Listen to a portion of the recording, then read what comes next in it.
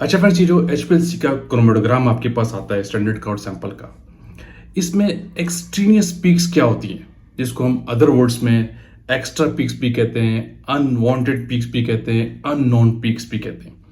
क्या ये एक्सेप्टेबल है या नहीं? अच्छा, अब इसके पीछे कॉजेज क्या है, क्या रीज़न होते हैं ये आपके क्रोमैटोग्राम में शो हो जाती है, और कैसे आप इसको आइडेंटिफाई करते हैं। थर्ड वन ये कि ड्रैप जो आपका रेगुलेटरी बॉडी है, वो आपको कहाँ तक ये अलाउ करता है, गाइडलाइन क्या कहती है इस हवाले से कि ये किस लेवल पे एक्सेप्टेबल है या नहीं। तो ये सारी चीज़ें आज की इस वीडियो में डिस्कस करेंगे। बड़ा इंपॉर्टेंट वीडियो है।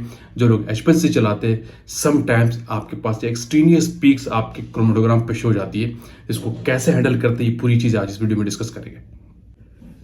जी फ्रेंड्स, अब डिस्कस करते हैं कि ये एक्सट्रीनियस पीक्स है क्या, जिसको हम अनवांटेड अननोन पीक्स कहते हैं, इंप्योरिटीज भी अदर वर्ड्स में आप कह सकते हैं सम केसेस में।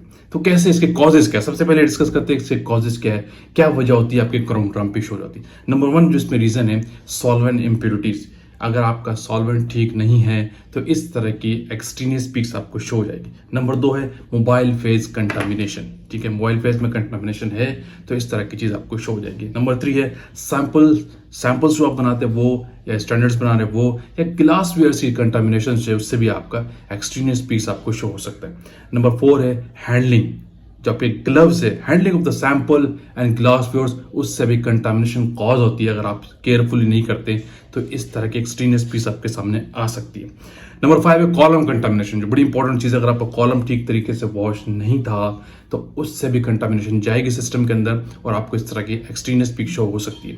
नंबर सिक्स पे आपको बता रहा हूँ सिस्टम कंटामिनेशन। ओवरऑल आपने सिस्टम की ठीक तरीके से वॉशिंग नहीं की, ट्यूबिंग में इंटरनली कहीं पे कैरी ओवर था तो उससे भी आपका एक्सट्रीनियस पीक शो हो जाएगा। नंबर सेवन है यानी कैरी ओवर जो कंटामिनेशन है, उससे भी आपको हो सकता है, मिसाल के तौर पर कि इससे पहले आज जो आप एनालिसिस कर रहे हैं इस पर आपको अनवांटेड पीक शो हो गई है, उससे पहले किसी ने इस पर हाई कंसंट्रेशन चलाई हो और ठीक तरीके से वॉश न किया हो तो कैरी ओवर प्रीवियस सैंपल का आपके पास इस क्रोमैटोग्राम में शो हो सकता है in sense of extraneous peaks. तो ये कॉजेज हैं, इसकी वजह से आपको एक्सट्रीनियस पीक आपको शो हो जाती है। ठीक है, ये इसके मेजर मैंने आपको कॉजेज बताया।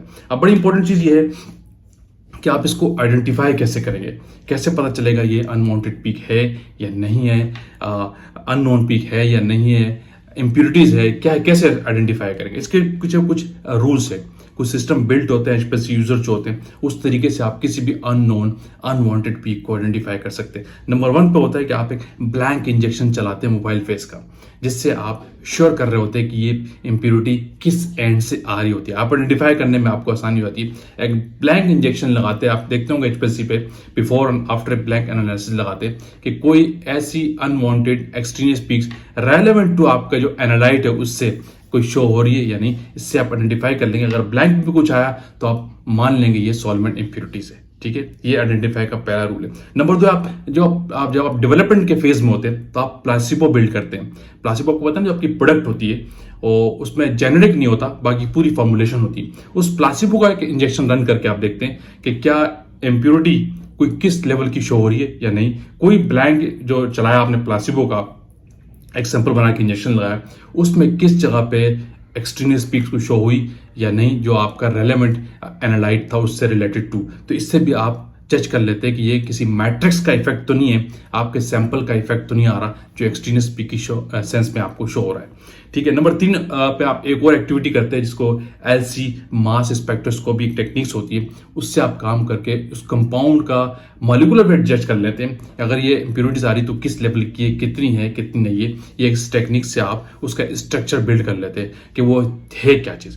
ये डिफरेंट टेक्निक्स होती है, 4 टेक्निक्स होती है जिसकी बेस पे आप किसी भी कंपाउंड का स्ट्रक्चर बिल्ड कर लेते हैं, फार्मूला निकाल लेते हैं। ठीक है, आप नंबर 3 पे नंबर 4 एक और बड़ी इंपॉर्टेंट चीज बताता हूँ। आप कंपैरेटिवली हिस्टोरिकल डेटा निकालते हैं कि अगर आपको कोई ऐसी एक्सट्रीनियस पीक शो हो गई, मैं आइडेंटिफाई की बात कर रहा हूँ, कोई ऐसी अनवांटेड पीक शो हो गया आपके क्रोमैटोग्राम पे, तो वहाँ पे हिस्ट्री पे चले आते हैं। आप देखते हैं कि इससे पहले जो एनालिसिस की गई हैं 30 बैजेस, 40 बैजेस, 50 बैजेस, उनमें इसका रिकॉर्ड क्या रहा है, इसकी हिस्ट्री क्या बता रही है कि इस तरह की पीक अनवांटेड कोई पहले से शो हुई या नहीं। इससे भी आपको सपोर्ट मिलती है डॉक्यूमेंटेडली कि आप उस चीज को आइडेंटिफाई कर सकते हैं कि ये पहले किस लेवल की आई थी और पहले बाद में अब ये शो हो गई तो उसके कॉजेस क्या है। तो इन 2, 4, 5 पॉइंट से आप उस एक्सट्रीनियस पीक्स को आप आइडेंटिफाई कर लेते हैं कि ये किस वजह से आ रही, क्या इसके कॉजेस हो सकते हैं। अब बड़ी इंपॉर्टेंट चीज ये है, जो आपकी रेगुलेटरी बॉडी है, जहाँ पे आप अपना डॉक्यूमेंट सबमिट कराते हैं, जहाँ पे आप रजिस्ट्रेशन कराते हैं अपनी फार्मास्यूटिकल प्लांट की, तो वहाँ पे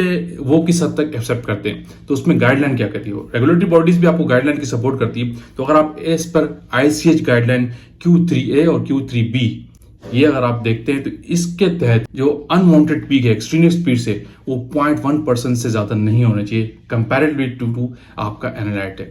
अगर उससे ज्यादा है तो फिर आपको अलाउ करता है, फिर आपको ये ट्रैप कहता है, फिर ये गाइडलाइन आपको कहती है कि फिर आपको उसको आइडेंटिफाई करना होगा, जस्टिफाई करना होगा, इंटीग्रेट करना होगा कि ये क्या चीज़ है, फिर जिसको हम इम्प्योरिटी की फॉर्म कहते हैं। फिर आपको ट्रैप कहता है अगर आपके अनवांटेड चीज़ आपके क्रोमोटोग्राम में आ रही है तो फिर उसको आप डॉक्यूमेंटेड प्रूफ देंगे, डॉक्यूमेंटेशन करेंगे, उसकी एनालिसिस करेंगे इन सेंस ऑफ इम्प्योरिटी, उसको आप आइडेंटिफाई लाजमी करेंगे अगर वो एनालाइट टू कंपेयर 0.1% से ज्यादा आ रहा है। और दूसरी, अगर आप USP की चैप्टर 621 आप देखते हैं और ICH का Q2, ये दोनों गाइडलाइन भी देखते हैं, तो ये आपको प्रॉपरली एक मेथड प्रोवाइड करती है, ठीक है, जिससे कि आप उस स्पेसिफिकली उस चीज को इम्प्योरिटी को जज कर सकते हैं, जिसमें आपको पूरा क्राइटेरिया मिलेगा USP का चैप्टर 621 और ICH की गाइडलाइन Q2।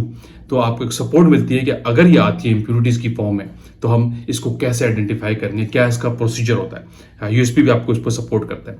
अब बड़ी इंपॉर्टेंट चीज है इसके सोर्सेज क्या है, ठीक है, ये आती क्यों है, किस वजह से होती है। तो इस पे आप पहले पॉइंट पर चले जो उसके कॉजेस थे, जिसमें आपको कहा सॉल्वेंट इम्प्योरिटीज। जब आप HPLC ग्रेड का सॉल्वेंट यूज नहीं करते, AR ग्रेड का सॉल्वेंट ले लेंगे, तो इस केस में इम्प्योरिटीज जाने के चांसेस बढ़ते हैं और आपको एक्सट्रीनियस पीक हो जाती है। अगर आप मोबाइल फेस के प्रिपरेशन में कंटामिनेशन केयर नहीं करेंगे, प्रॉपरली फिल्टर नहीं करेंगे, तो भी आपकी इम्प्योरिटी सिस्टम में जाएगी, सही है। इससे भी आपको अनवांटेड पीक नजर आ जाएगी, वो होगा कुछ नहीं, लेकिन आप कहेंगे कैसे आ गया, क्यों कि आपकी केयरलेसनेस की वजह से ऐसी चीज सामने आ जाती है। दूसरा, गिलास वेस्ट मैंने आपको कहा, अगर वो कंटामिनेटेड है, ठीक तरीके से वॉश नहीं है, आप उसमें अपनी एनालिसिस किए जा रहे हैं, तो डेफिनेटली एक अननोन पीक आपको शो हो जाएगी क्रोमोटोग्राम के ऊपर। वो आप जज ही नहीं कर पाएंगे कि किस एंड से आ रही है और किसकी वजह से, क्या हो सकता है वो गिलास वेस्ट की कंटामिनेशन उसमें जा रही है। और मैंने एक बड़ा इंपॉर्टेंट पॉइंट बताया था, कैरी ओवर कंटामिनेशन, यानी आपका जो आज एनालिसिस आप कर रहे हैं, इससे पहले लोगों ने हाई कंसंट्रेशन पे काम किया हुआ था और ठीक तरीके से वॉश नहीं किया, तो वो प्रीवियस सैंपल के जो ट्रेसेस थे वो आपको आज के सैंपल में नजर आ जाएंगे। तो आप कहेंगे कि किस चीज का प्रॉब्लम सामने आ रहा है, वो डेफिनेटली सिस्टम की कंटामिनेशन आपको शो हो जाती है। क्लियर है। तो वीडियो का कमेंट करते हैं। आई होप कि वीडियो आपने लाइक किया तो शेयर कीजिए, कमेंट्स कीजिए। अगेन कहूंगा जो लोग चैनल पे न्यू है वो लाजमी सब्सक्राइब कीजिए ताकि ऐसी टेक्निकल वीडियोस आप तक पहुंचती है। Thank you for watching. Allah Hafiz.